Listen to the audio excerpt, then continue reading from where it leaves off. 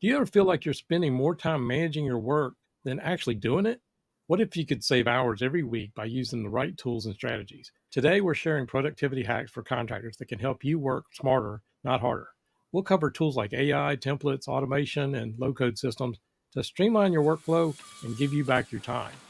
Welcome to the Contractor Success Forum. I'm Wade Carpenter with Carpenter and Company CPAs, and I'm here with Stephen Brown of McDaniel Whitley Bonding and Insurance. Stephen, seems like there are too many things contractors are trying to cram in their day. Any initial thoughts on hacking productivity? It sure is, Wade. There's so many things that I see that I could do faster, that I could do a little bit smarter. Just simple hacks that don't involve a huge learning curve. Sometimes we talk about a lot of technologies that just seem like, well, I've got such a huge investment of something I really don't understand. And then it'll take forever for me to teach my folks how to use it. This is something for you to start using for yourself and then eventually introduce it to the rest of your work team, because it's amazing. It's absolutely amazing how productive you can be with some of these simple hacks. And Wade, you've done a great job of putting these hacks together. Thank you. I'm looking forward to getting into it with you. And here we are, our first podcast of 2025. It's hard to believe, isn't it? And Yeah. I just, I told someone, I said, I hope the motto of this year is thrive in 25. Don't just survive. And making 2025 outstanding. This is the time of year where everybody gets pep talks and gets themselves fired up for the year ahead. And what a great way, better way to do that than these hacks.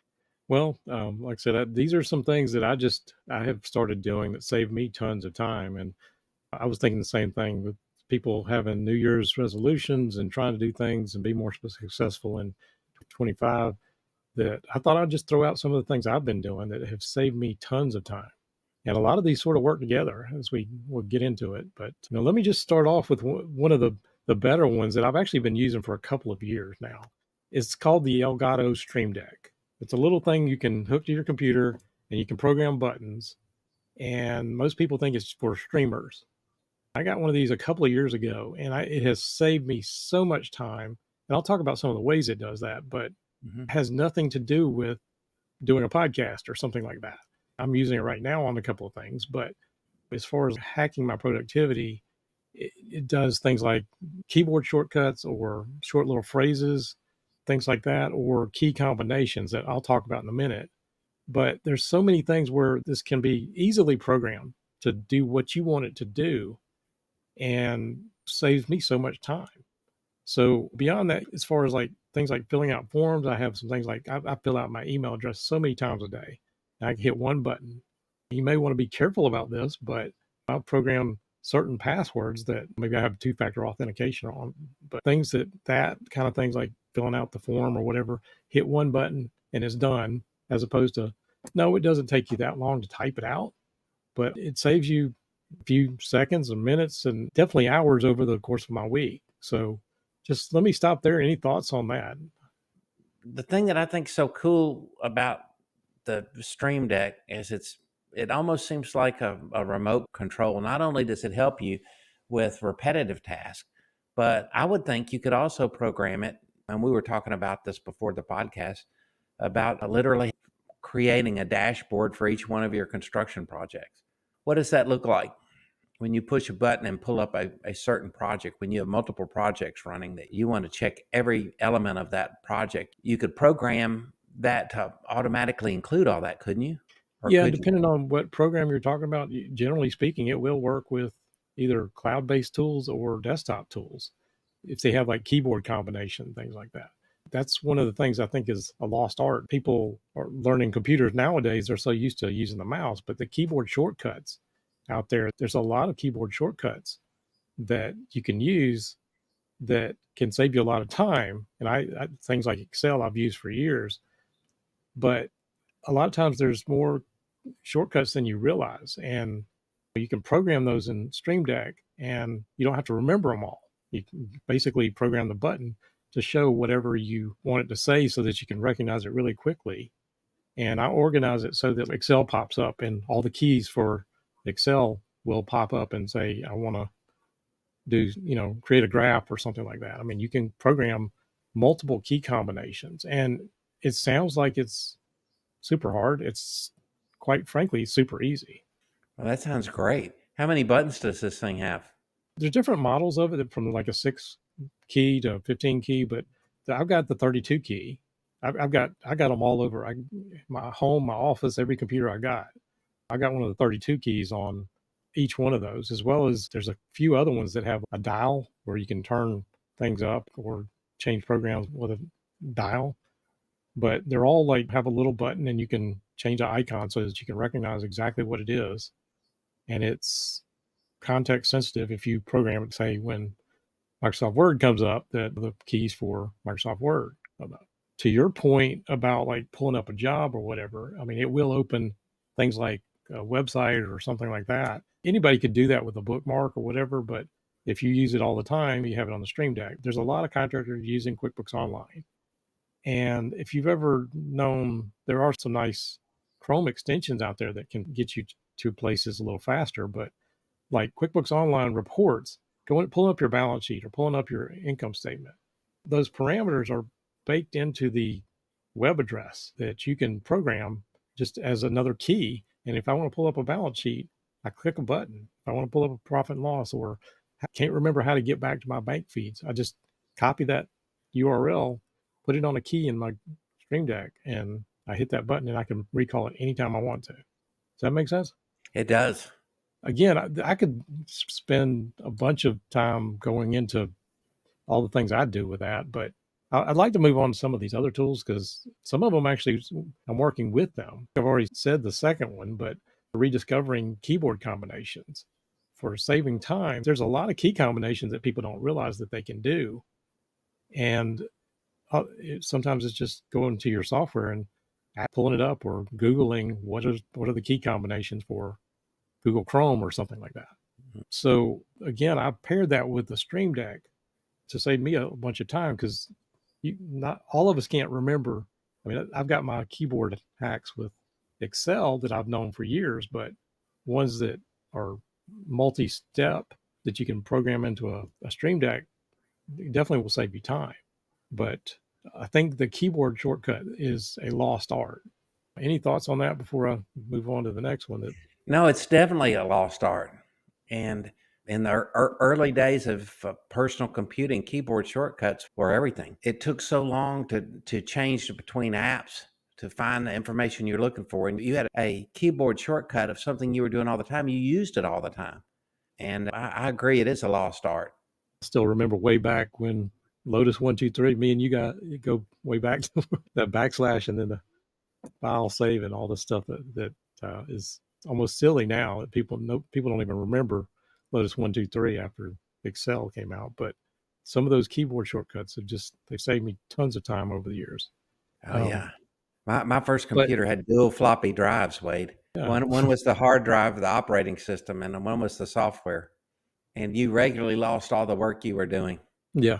Let me talk about another hack that I recently discovered, which I had looked at many years ago. And I'll tell you why I didn't jump on board years ago, but it's called superhuman.com. It's email management. And a friend of mine actually recently showed me he was using it. And they use extensive keyboard shortcuts. But let me tell you about this really quick. So superhuman.com used to be for Gmail only. And it also used to only work on Apple products, Macintosh computers. And they recently have got that for Windows users, as well as it works with Outlook, Office 365.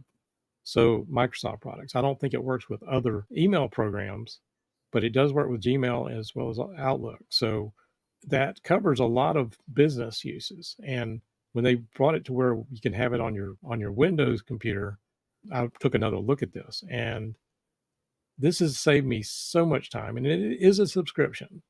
I believe it's something like $30 a month for the subscription, and sounds incredibly expensive to handle your email, but this thing has saved me so much time to go through my inbox and some of the other features in it. It's well worth it to me.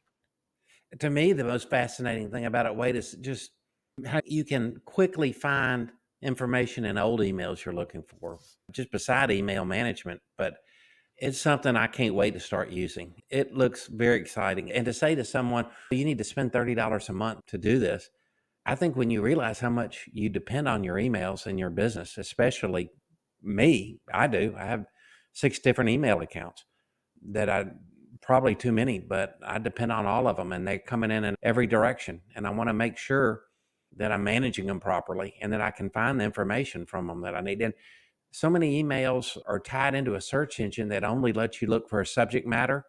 And you have to remember what the subject matter or topic might be and then hunt around through the emails to find the specific one that you're looking for. What else are you using Superhuman for, Wade? So one of the things that I first noticed was the thing about the keyboard shortcuts. It's built for speed. It's built for going through your email very quickly.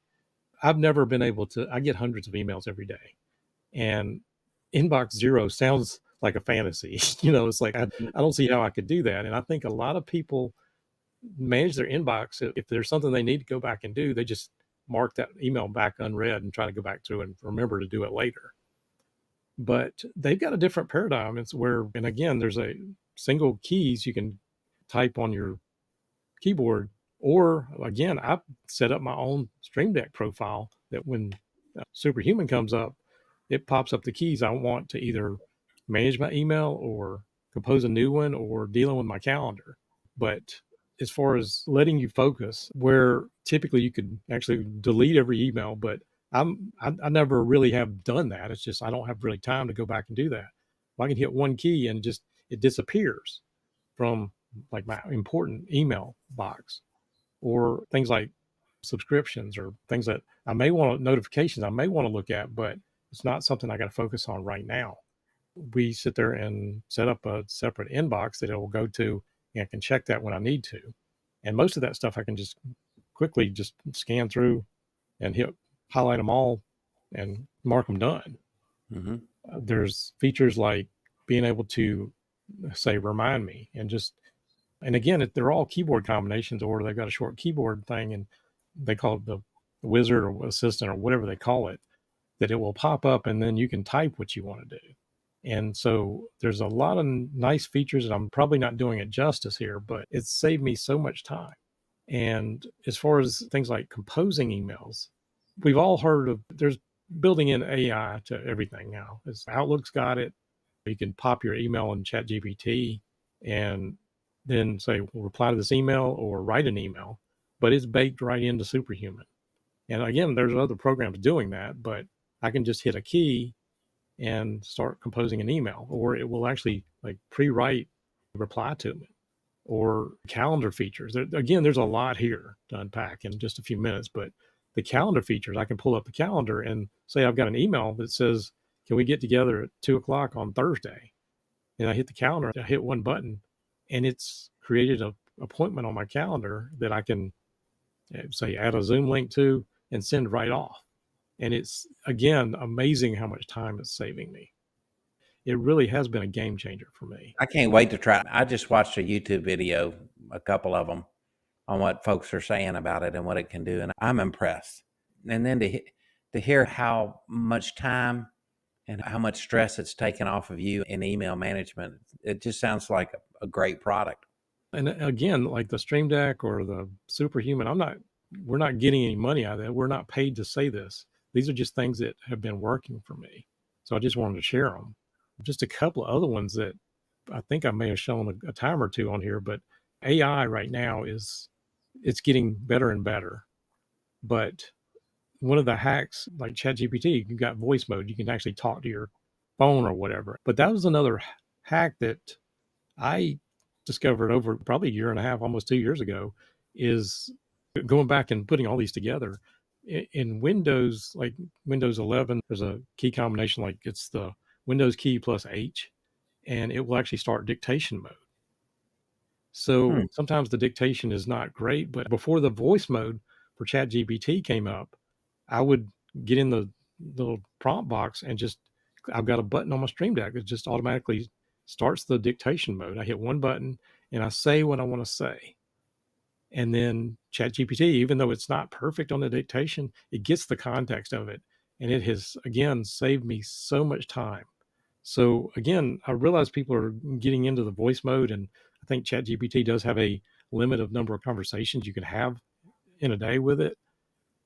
But getting around that and just general everyday use, just having this keyboard combination to dictate has, again, saved me so much time. It's just, there's, all of us are just trying to find ways to speed up their task. And that's one of the big ones that I've done. Thoughts on that?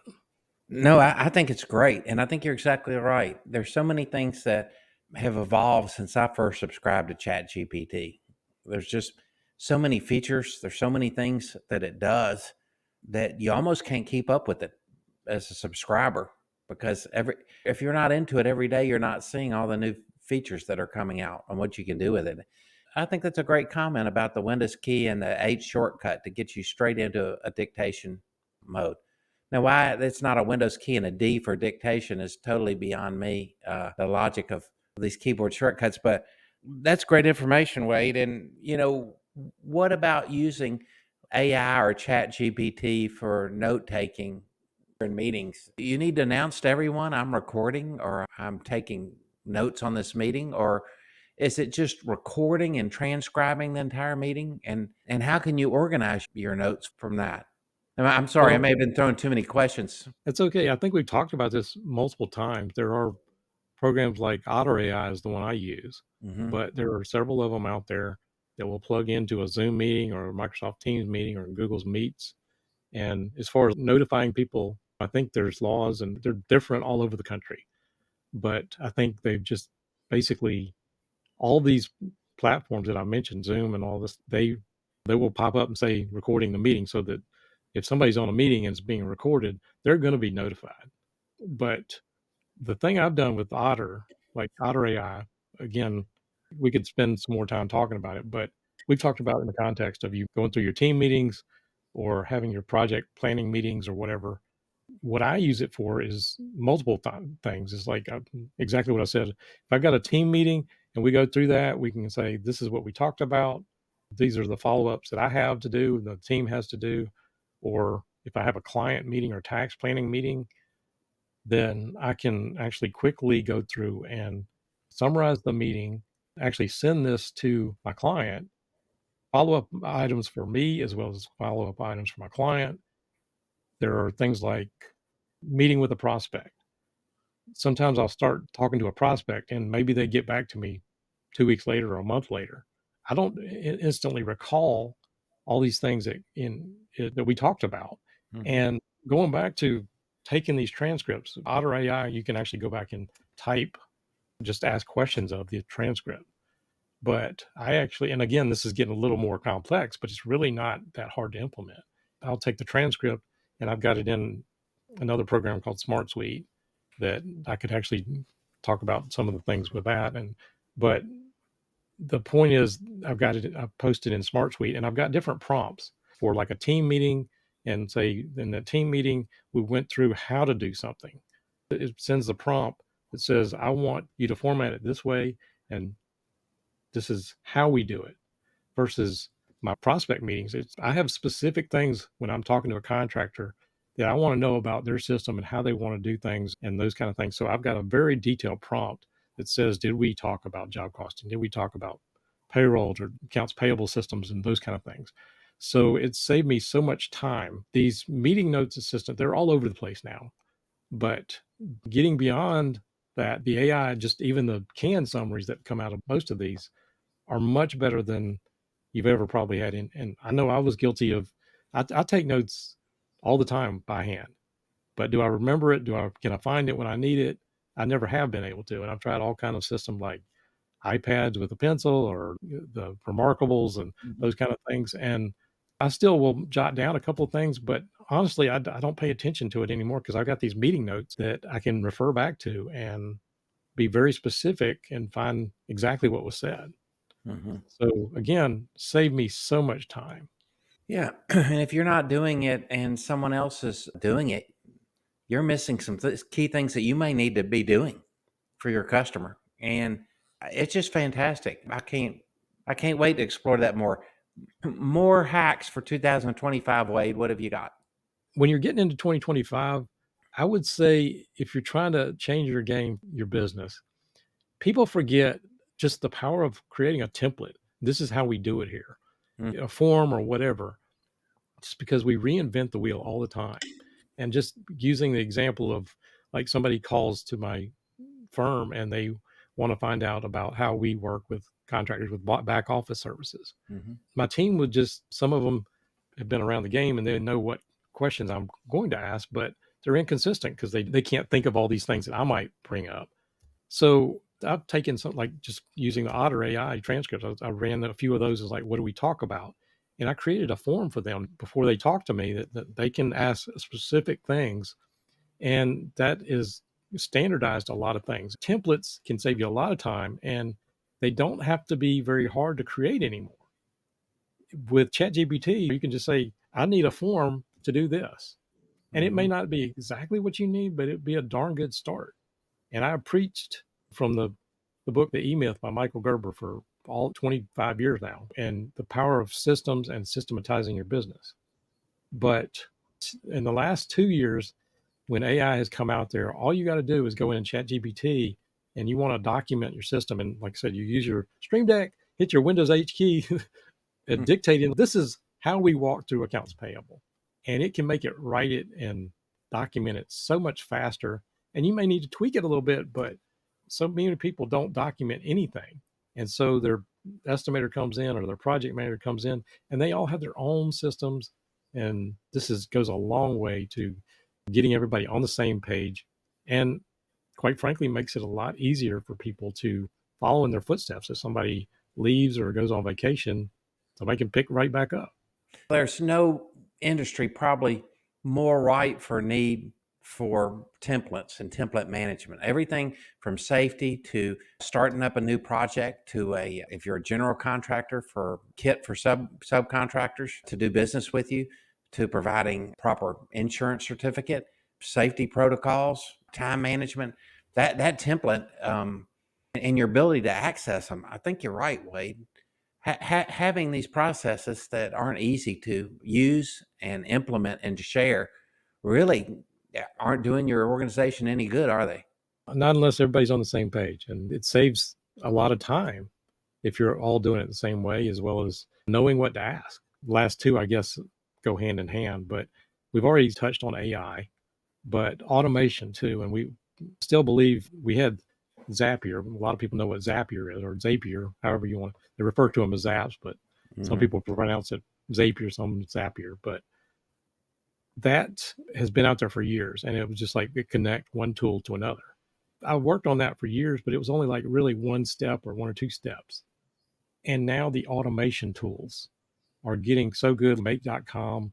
There's another one that I love that's relay.app that has human in the loop automation. And whether you have time to learn this or the inclination to learn this stuff, it's not rocket science anymore.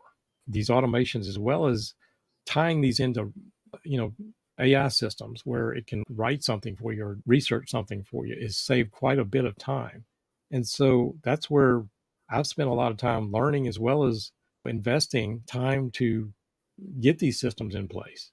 And that's my message for contractors is if you will spend some time, and you may end up spending some money if you don't have time to learn it or whatever, but sometimes that time saved can pay for a person's salary many times over in the time savings. So a lot of these things are getting easier and easier to build. Did I hit all the questions or thoughts you had on that? Your subject matter was low code automation tools. Basically, you're talking about Zapier, Make, and Relay.app simplifying your workflows. What do you mean by that? And there's other ones like N8N. They have these, like, we'll string a process together. It's like, well, if we do this, we want it to change that. And maybe we could do another episode on that. But, it's like making decisions, researching something, writing up a summary of it, and then doing something with that information. That's just one simple example of how that could work. But the time saved on like researching prospects or how to do something is just amazing. So again, there's a lot of use cases, but I wanted to bring that up, that whether it's one of those platforms or you see these AI agents or bots, chat bots, all these things, they're super easy to build nowadays. And that's where I think our contractors that are out there, a lot of them are a one-man band, or they're trying to get off the ground, or maybe they're a general contractor and they sub everything out. But I see everybody running around. It seems like nobody has enough hours in the day sometimes. And when you can save some time by doing some of these things versus paying somebody to do it, it can be well worth it. How would you wrap this up as far as building that system and developing a routine for how to use these new hacks to get what you want done accomplished? It seems like there's a lot of moving parts. Quite frankly, you can, I mean, whether you're watching this on YouTube, I mean, that's where I learned a lot of it. And as well as what's funny now is you can go in Chat GPT and say, how can I use this? Or I want to design a process. And some of this stuff, it'll actually do the coding for you. I don't want to get too deep into that and make everybody's eyes glaze over. But if you don't know how to use it, just get in Chat. I'm not just pointing out Chat GPT because there's several great models out there. That Claude, Perplexity is great for research. We're not going into that today, but the learning curve, whether it's getting it from YouTube or getting on Chat GPT and give me the steps, the exact steps to do this, can save you so much time in getting up to speed on this stuff. I hope that helps everybody. I think we do need to wrap up very soon, but any final thoughts from you? No, Wade, it's a great topic and I've really enjoyed it. And I think we ought to do another podcast on putting it all together, especially along the topic of your automation tools. And all these are automation tools, but how do you put it all together to work for you? And how do you implement it for your business to help others understand how to work smarter and not harder, how to be more productive? Because not just your time, but your employees' time is money as well, and it's your money as well. We were also talking about doing another podcast on just basically all the technology that's out there, what is being used most by contractors and what's barely being used at all. And research is showing how few contractors are really taking advantage of the technology that's out there. So I get it. You can only be experts at so many things, but this is simple technology. And I love the fact that you are also talking about the different technology, how easy the implementation is, the learning curve of using it and having it help you immediately. That's my favorite kind of software. Again, it can be intimidating if you don't understand it, but the more you start walking into it, you realize it's really not rocket science. But anyway, I do hope that anybody listening to this, that you've gotten some value out of this. And I know I'd love for you to put your own productivity hacks. Put that in the comments below. We'd love to hear it. Or thoughts or feedback on what we talked about today, just today's discussion, or anything you'd love for us to talk about in the future. Drop them in below. Thanks for listening to the Contractor Success Forum. If you enjoyed the episode, please share, subscribe, all that stuff. We appreciate it. And follow us every week for new episodes as we post on them. We will look forward to seeing you on the next show. Happy New Year.